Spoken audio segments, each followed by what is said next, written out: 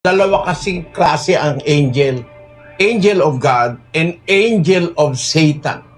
12:9 ng Apokalipsis. At inihagis ang malaking dragon, ang matandang ahas, ang tinatawag na Diablo at Satanas, ang dumadaya sa buong sanglibutan. Siya'y inihagis sa lupa at ang kanyang mga anghel ay inihagis na kasama niya. Mga anghel ng Diablo, ang tawag doon mga demonyo, mga espiritong masasama.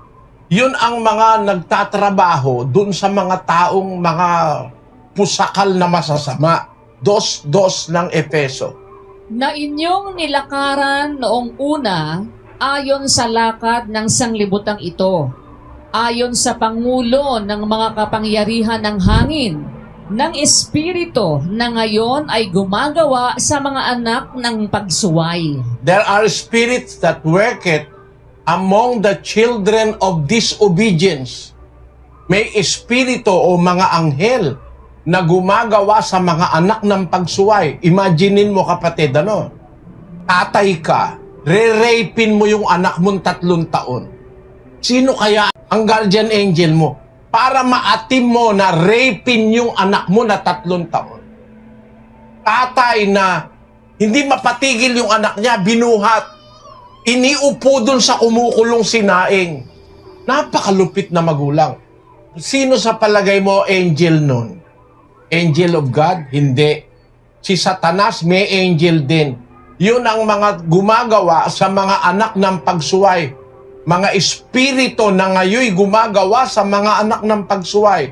Spirits that worketh among the children of disobedience. Yung mga karumal-dumal na mga bagay. Sino gumagawa nun? Mga anghel ni Satanas yan. Mga espiritong gumagawa sa mga anak ng pagsuway. Pero yung anghel de la guardia na galing sa Diyos, ito naman ang binibigyan niya nun. 34:7 ng awit.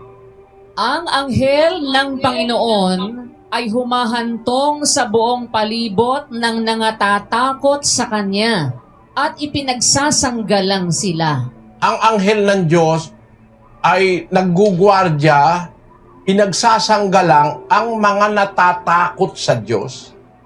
Pag ang isang tao may takot sa Diyos, may guardian angel ka. Ang guardian angel mo, angel of God, hindi anghel ni Satanas.